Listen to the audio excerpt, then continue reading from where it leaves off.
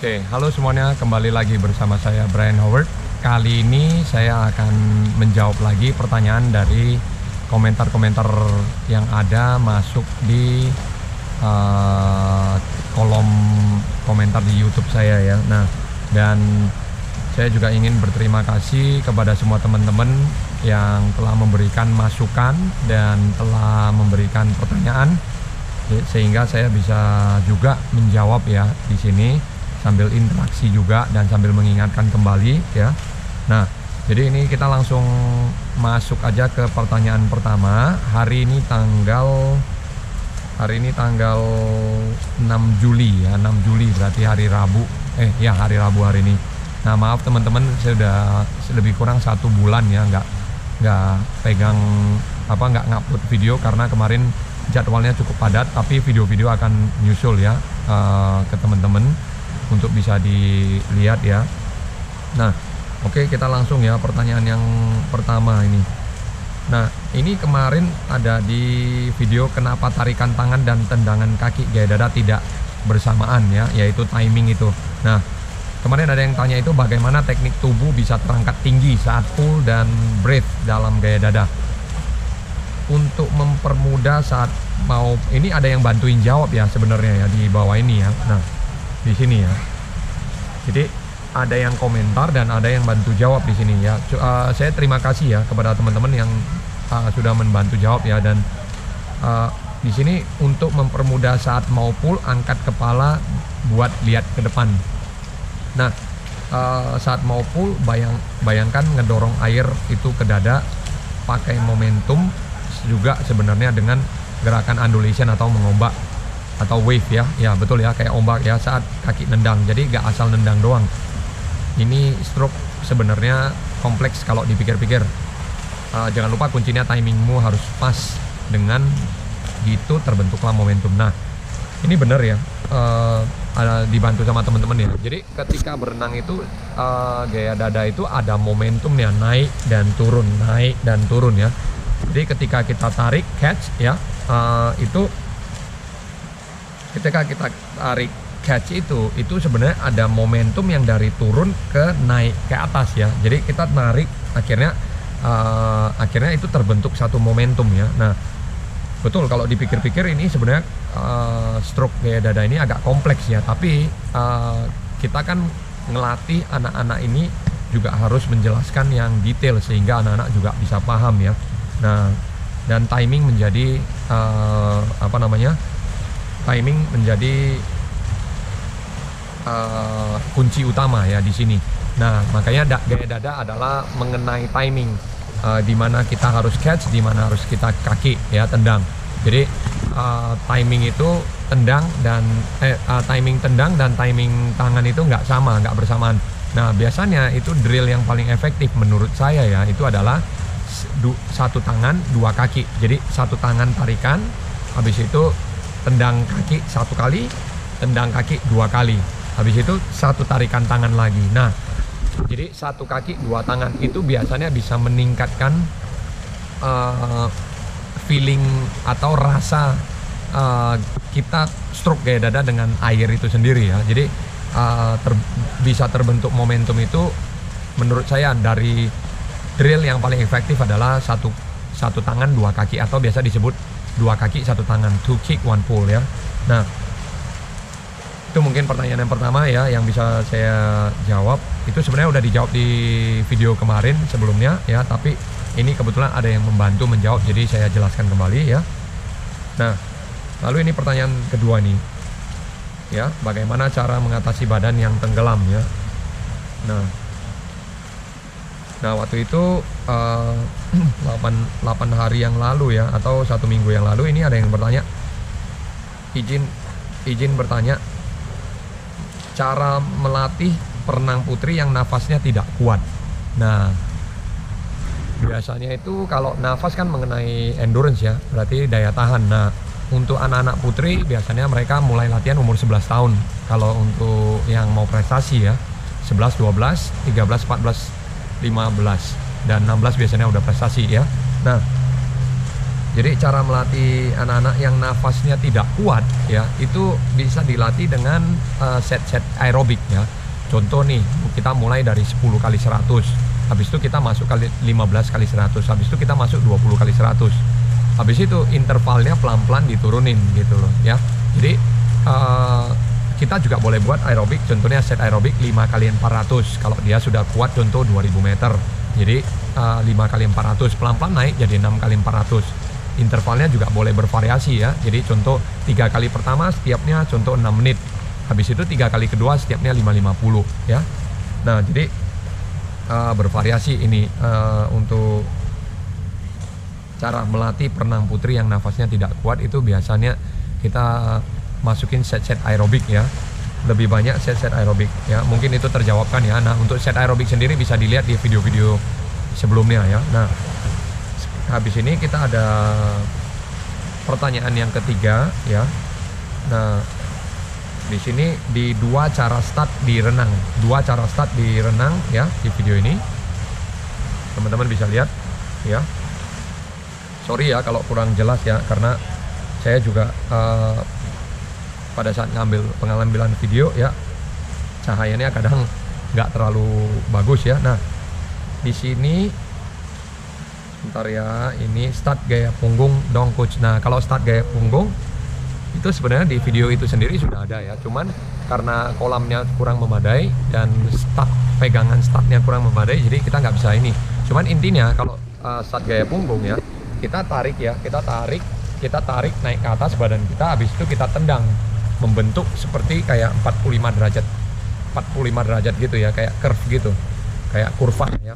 Jadi kita buat kayak hampir kayak ngombak gitulah, kayak gelombang gitu ya. Nah, itu start gaya punggung, tapi kepalanya juga harus ngikut ke belakang ya. Nah, jadi kalau ada kesempatan nanti di dalam air saya coba akan buatkan sekali lagi, tapi di 2 cara start renang itu sudah ada ya, dicoba nonton aja sampai habis ya. Cuman kurang sempurna karena fasilitasnya kurang memadai ya. Nah, lalu habis itu pertanyaan yang ketiga nih, kenapa harus siku tinggi ketika berenang gaya bebas nih di sini ya. Nah, ini ada yang bertanya nih, boleh dong dibikinin tampilan atau video yang slow motion ya, pelan banget ya bang, agar bisa lebih paham gerakannya. Nah, mungkin di sini saya akan coba jelaskan ya untuk siku tingginya ya, high elbow. Nah, sebentar ya, saya akan coba tinggiin kameranya karena saya coba taruh di sini ya.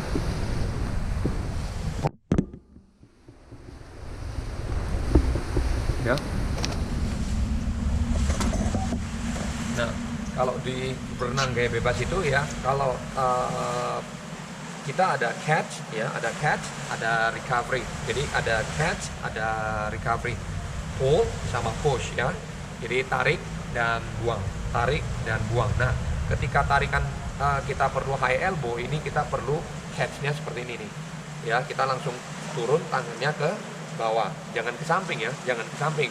Kalau dulu iya ke samping, kalau sekarang kita langsung catch-nya ke bawah, bentuk siku tinggi high elbow. Lalu kita drive ke belakang ini. Jadi tarik tangannya ya, tarik 1, 2, propel ke depan, dorong badannya ke depan. Habis itu high elbow dan recovery ya. Jadi catch 1, 2, drive ke belakang, 3 high elbow, 4 recovery, sama catch, drive, high elbow dan recovery ya. Jadi gerakan gaya bebas itu menurut saya ada 4 tarikan ya, 1, 2, 3 dan 4. Jadi dibagi 4 ya, catch, drive, baru habis itu high elbow dan recovery ya.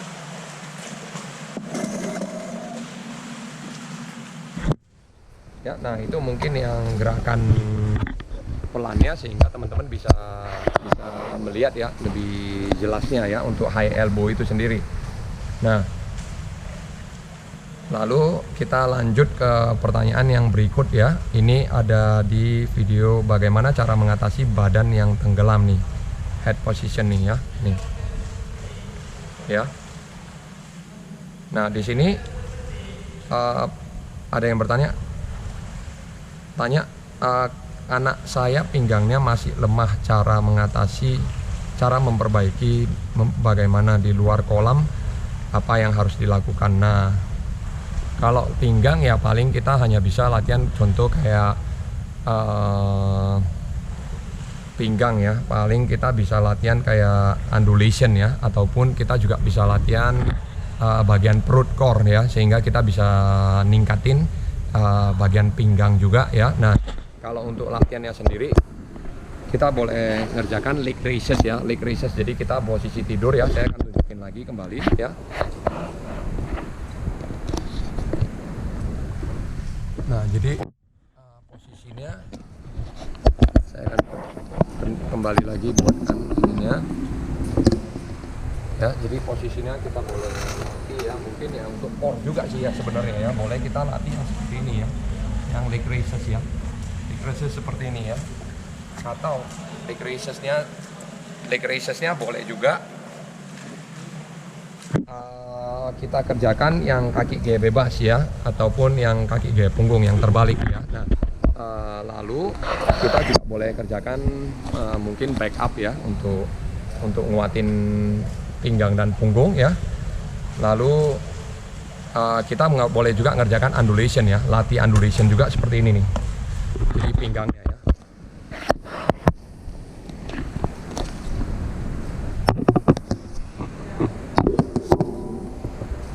Oke, jadi kita boleh juga melatih undulationnya seperti ini ya, pinggangnya. Contoh kita ngerjakan 10 kali nih, 10 kali yang seperti ini nih. 1, 2, 3, 9, 10. Habis itu diulang 10 ronde ya.